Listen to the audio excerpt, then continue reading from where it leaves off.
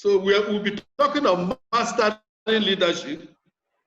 Let me start from the word go, that there are various definitions of leadership theories and styles. People talk about authoritative, some people talk about autocratic leadership, some talk about laissez-faire, which actually is a French word, meaning allowing them to do the way they want. And admixtures of these various styles of leadership. There is a reference there that if you want more if you want to know more about leadership styles, you can always read that reference. Let me start by saying also that leadership is in practice and not in theory. You know, in Nigeria, we are filled with a lot of theories. So I don't want to talk about theories this morning. I want to talk about principles and practice and how to master good leadership behavior. The leadership style that a man grows up with, apart from educational experiences, may be shaped by his experiences in life and interactions while growing up. These experiences could be either interaction with his parents, with his environment, both social and physical. And let me say that each leadership style has its advantages and disadvantages, depending on the setting. For instance, it would be a disaster to use laissez-faire in a military setting. Do as you want, there will be anarchy. On the whole, let me say that leaders are born, not made. Usually we believe that we learn leadership. No, leadership are born. And what is the role? What are the roles of a leader? Leadership means being in the forefront. You are the one leading. That is being at the head. So if you draw an organogram, the leader is at the apex. True leadership means you should be in the forefront while others follow. Go ahead. A leader is a highly visible person in the team. You know, any leader that is obscure, there is a problem. He establishes and sets up upcoming expectations and all the excellence they want in any system. A leader is also a prime example of what the rest of the people should be doing. So you are not only meant to lead by being at the apex, you should set the pace. A leader, therefore, is someone who is able to inspire, motivate other people to perform at their best. This can be done by having a clear picture of the future the leader wants to create. He must also have the ability to communicate this vision to the rest of his team in a way that is exciting and inspiring. A leader is a role model. So people should look at him and say, Kai, I want to be like this man. A leader makes sure that excellence is consistently upheld. He requires quality work for each person on the team. Being a leader, therefore, means weeding out incompetence and poor performance. Go ahead. Being a role model means that if anyone wants to become a leader, he must make sure that he's truly living the three principles of performance. A leader is a role model. He lives by example. He walks the talk. In other words, if you see him, you say, Kai, this is a leader. And what he says is what he does. There are people who tell you one thing, they do the opposite. That's not a good leader. In other words, he does exactly what he says. And in real life, most people are not able to do this. Go ahead. Move on. That is why we have few leaders. Specifically concerning the three laws of performance, it is a vital thing that the leader must have to remember. As a leader, it's important for the person to engage others in these insights from the three laws So he tells them, look, what I am is what I'm telling you. And that is also what I do. Go ahead. You can do this by sharing about the 3 laws with your team members. When this happens, you are actually creating an environment that is shaped by the 3 laws, thus allowing breakthrough in their performances to take place. Today, many people are actually at the head, but they are not really at the head. Go on.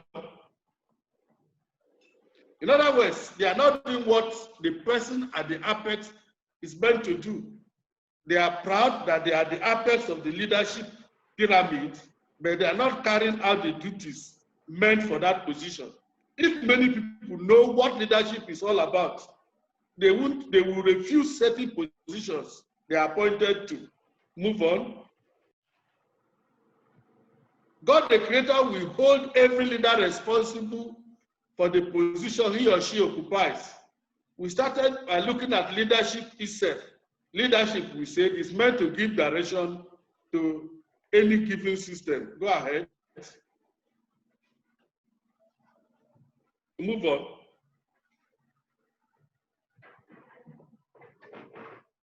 Move on. Yeah, I'm moving, sir. Are you hearing me? Yes, sir. Yes, sir. Are you getting me? Yes, sir. It's moving, sir. It's moving, sir. Move on. Move on. Leadership. Yeah,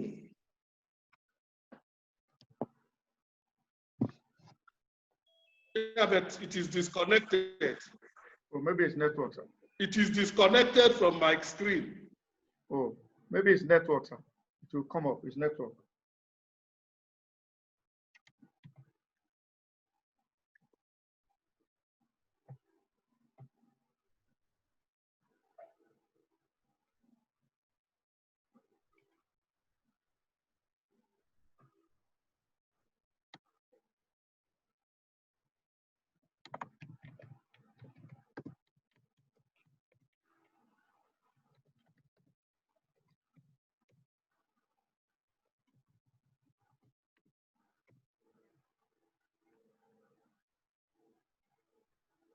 Okay.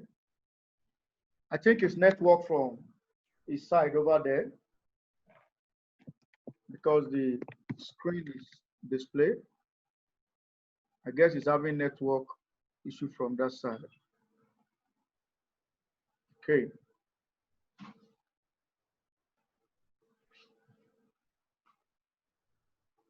Okay. It's still at the introductory level, introducing us to leadership, and is about to share with us leadership in a family setting. And I guess he's having a network issue. He will be back shortly. Okay. Meanwhile, it's my pleasure to welcome as many new faces I'm seeing here. I can see Malam Shaibu Haruna, Mr. Tunde Joseph, and Professor Olubode Oke, Malam Mohammed Ibrahim. I can see Captain, okay, Baba Iso, I can see you. Good to join us. And I can see as many faces from different, okay, I can see one of our BOT, I can see our BOT members, Malam Bello. I can cite you over there. Okay, Prof, I think Prof is having network issue over there. He will join us shortly. But while we are waiting for him, let me also recognize the presence of the African director, Dr. Adams. Can see him all the way from Ghana. I cite you over there.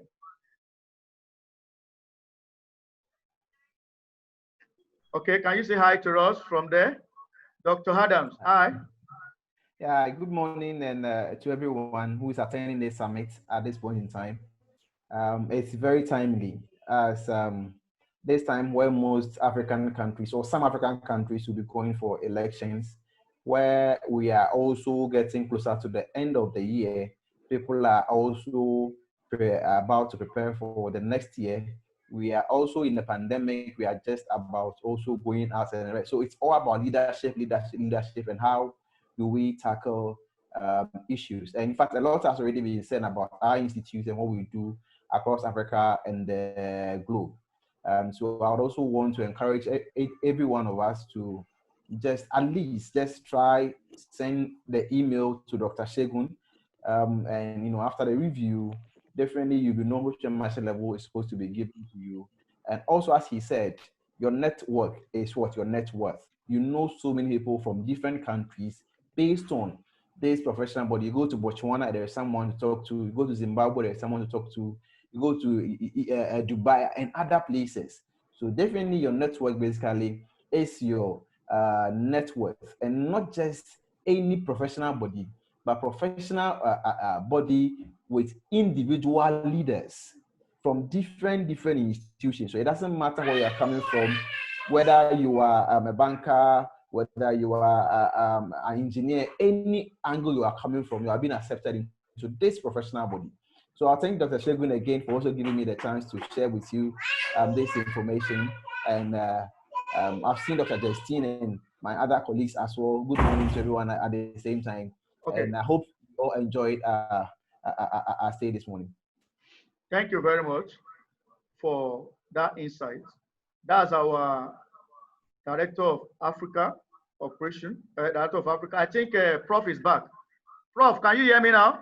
Professor Michael? I'm hearing you. Okay, can we continue now? We can continue. Okay, I think it's network before. Can you see it now, sir? Yes, I can see it now. All right, so you can continue now, sir. We have just about I can continue now. Leadership in a family is gone again. It's up, sir. Yes, it's off. It's not here. Wow. Maybe there is some network problem at your end. Wow.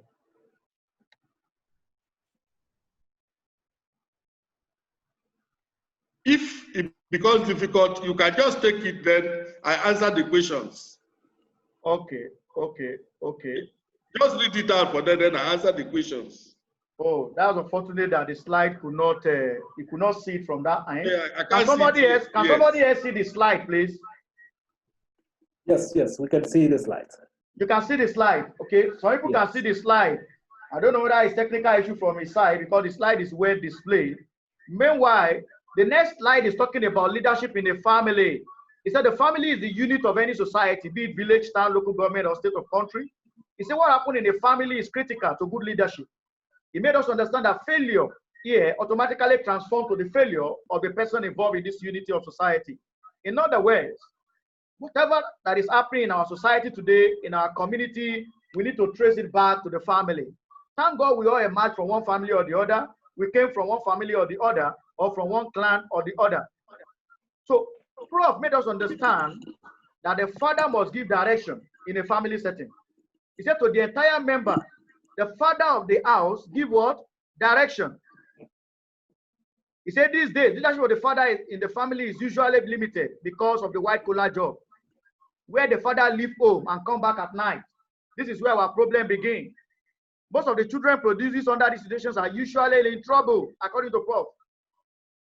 He said it is more so when both parents are working and return late. He said in this type of system, the most remedy may come from the teachers because of the most children's home. They now rely on nanny, they rely on teachers to survive.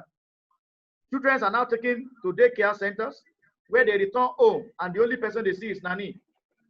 He said, do you need to ask why our society is upside down? He said, do you need to see that girls can go naked nowadays and they are not ashamed? He said, it is because of improper guidance by their parents. In other words, the first challenge begins from the family. The first issue begins from the family. So he said in one of the years, some white men visited his university. They wanted to collect plant samples. He said his professor of pharmacognosis asked to take them to the forest. He said when they arrived at the village, the white men saw women in Nigeria with children tied to their back. He said the white men has claimed He said, this is where we got it wrong. All these children ever forget their parents. He said, none of the children will ever forget their parents because they are being back under their mother's back. He said to me, I was shocked to hear that. I thought they would even say that was barbaric. That is, the white people, they appreciate the way we back our children in Africa. He said, but these days, children are driven in trolleys. How can such children know the warmth of their mother? And as such, when their parents die, they simply say, oh, our old man don't go. What am I saying here is that leadership should be taught early to every child. So it is part of their childhood experience. Prof is talking about family. A boy who grows up in a family where there is always quarrel and fighting is very likely to have a very convoluted family when he grows. He said when a child is taught early, he will not depart from that way. He said one of the things I admire most among Muslim brothers is Al-Majiri system of education. These children are taught very early about Quran, another way. They live very happy. They may not even know the direction of their parents, not even where their next meal will come. Yet they live very happy. This is what it meant by us teaching our children earlier. He said if a husband cannot even give a good direction to the wife, that is even worse. There are husbands who may tell their wife, we will go to town A for holiday. When the time comes, they will change their mind to town B. And that is how they dribble their wife year after. This is where leadership begins. When we cannot keep to our word, even to our wife, even to our children. When we cannot maintain promises. When we cannot lead our children in the right way to go. This husband will not only cause confusion to their wife, but they will disorganize the entire family. He also talks about organizational leadership. You see, as far as I'm concerned, leadership is an organizational depend on the character of the person in charge. When the character is faulty from the foundation, when the character is affected at the foundational level, it may be difficult for him or her to lead the organization. You see, where the person has not been properly brought up, leadership will neither be here nor there. Self-discipline will be impossible. A person's life will affect the way he lives. In the organization, where we are coming from, the family we are coming from, also has a long way to go with us. He said, being a leader in an organization such as bank or industry demand that on entry into the position, the person must start from day one to plan for a successor at organizational level. How many of us are planning for successor? He said, this is where many fail in Nigeria. The person in the office kept telling himself, let me see how the new person will succeed. No mentorship. We don't grow successors. He said to worsen this matter all. In many settings, the present CEO is not allowed to even make an input in the selection of the successor. The new person that comes into an office thinks he knows it all. Therefore, he does not even want anything of the person that came into the office. At organizational level, we are selfish. We don't grow mentees. We don't allow people coming behind us to achieve results. He said this lack of continuity is the bane of many leadership failure. He said there are also leaders who cut the numbers of people they see once in a leadership position. See, that is not correct. He said you are there because of the people you lead and those you are meant to influence. He said at national level, the leadership of a nation again stems from what the person learned at home through his parents. In other words, leading at home, organizations at national level, in any position we occupy, go a long way from the foundational level. What we do at foundational level matters a lot. That's what he's trying to bring out here. See, at the elimination stage, where the political campaign has not even started, most people accused of sexual misconduct will quietly withdraw outside the country. He referenced the US. He said in one of the years, the Democrat that was tipped to win was seen with a girlfriend when his wife was sick. And when he was accused, he simply withdrew outside the country. He said, do you need to ask why there is leadership or poor governance failures in African country? He said, take it to yourself. As all I can say to everyone who wants to be a good leader. I started this right off with the issue of family, because every leader must see all people as his or our children. He made a quote by Mahatma Gandhi, saying all humanity is one undivided and indivisible family. And each one of us is responsible for his deed of all the others. You see, I cannot detach myself from the wickedness soul by Mahatma Gandhi. At national level, Prof said, all the people there, you must see them as your children. Are you heading a country? Are you heading a church? Are you heading a mosque? Are you heading an organization? He says, see all the people under you as your children. Many fail because they think along party line. Other things along tribal line. Other things along religious line. As far as you're thinking like this, you can never succeed as a good leader. You will only be a bunch of confusion. They do not tell me that some people are bad. The issue is not some people are bad as a father. Do not reject your father's children because they are bad. They see everyone as your what? As your children. You see, the percentage may differ. Even the mad person has some level of good in him. Many people depend on others for leadership. It does not work that way. If a graph or organogram is drawn, the leader is at the apex. And so all decisions must be taken by him. If his life is clean, his decision will be right. What a point. He said the failure of every leader depends largely on what is called the vision of labor or delegation. He said if there's a difficult situation, the leader must go and first resolve it. Very important. The Creator, God, always gives leaders authority, which may not be available to subscribers. Thus, when subordinates take over very quickly, troubles begin. Why? You see, we like to give example with ecclesial leadership. Who want to start with example taken from Christian Holy Book? You see, when Jesus was leading his disciples, he was always in front. He faces the challenges and he had foreknowledge of whatever trouble was likely to come. He will answer people's questions and their criticisms. He never allowed his followers to face any trouble while he was with them. In fact, he shaded them his followers. He said today, many leaders will avoid trouble, some sport, and they will send their subordinate to go and face all the trouble. That is not good way to lead. It presents trouble for all organizations. As such, many chief executives will give out consultant job for what they know little or nothing about. How does he know if the consultant did the right things when he does not have a superior knowledge of what he expects? Another good example is that he did not chide his children because of his accuser. Apart from protecting the staff, he also not telling outsider the weakness of the organization. These are the things we do over here in Africa, which bring in so many challenges to our leadership strategy. He said if a husband followed this method with his wife, such a family will never have much difficulties, because you will learn not to quarrel with your wife. You will learn not to quarrel with your wife in the presence of your other people. When you are alone in the absence of anyone, including the children, you can tell her fault.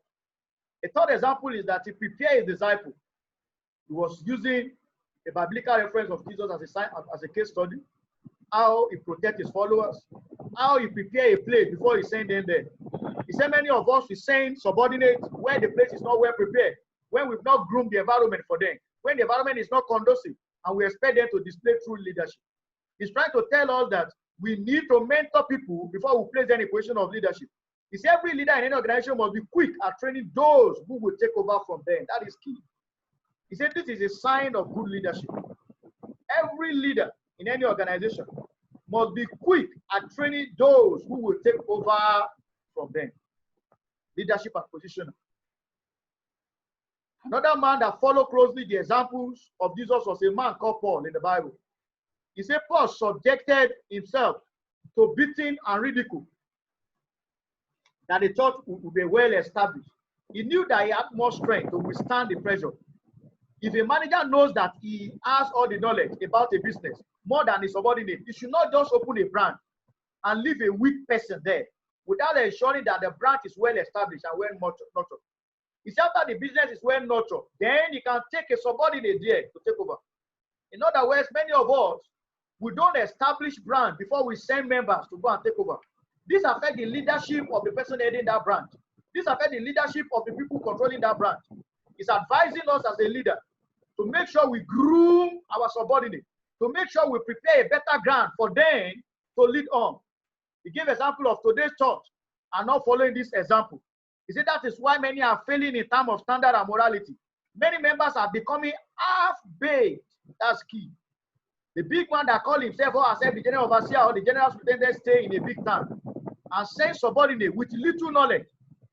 Send subordinate with little knowledge to a small city where they can be collecting offerings and tithe and sending to the big man in the town.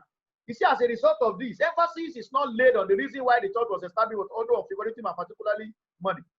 He said, if you're a chief executive officer of any organization, kindly learn to ensure that your organization is giving focus before you leave it in the hand of subordinates.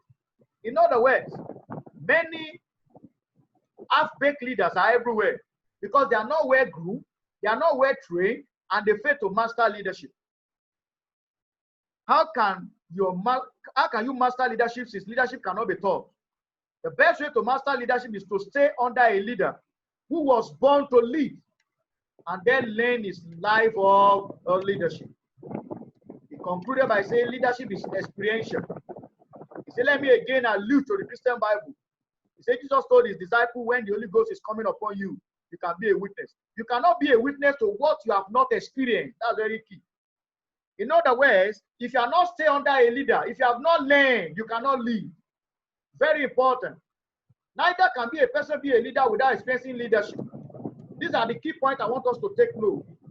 Even as Prof will be taking our question because of network issue. Leadership should flow out of life. You can only be a genuine leader when you have been mentored by a good leader. Mentoring flow out of life. He said, neither can a person lead without experiencing leadership. Are you experiencing leadership under that mentorship? Are you experiencing leadership where you are? He said, mentor was the name of the teacher of the son Timotheus, of the Trojan leader. Mentoring involves transfer of life from the mentor to the mentee. Some of us don't have this life before we begin to lead. And this affected a lot of leadership issues. He said, some people just watch a man on television and they declare him as their mentor. He said, that is not right. In conclusion,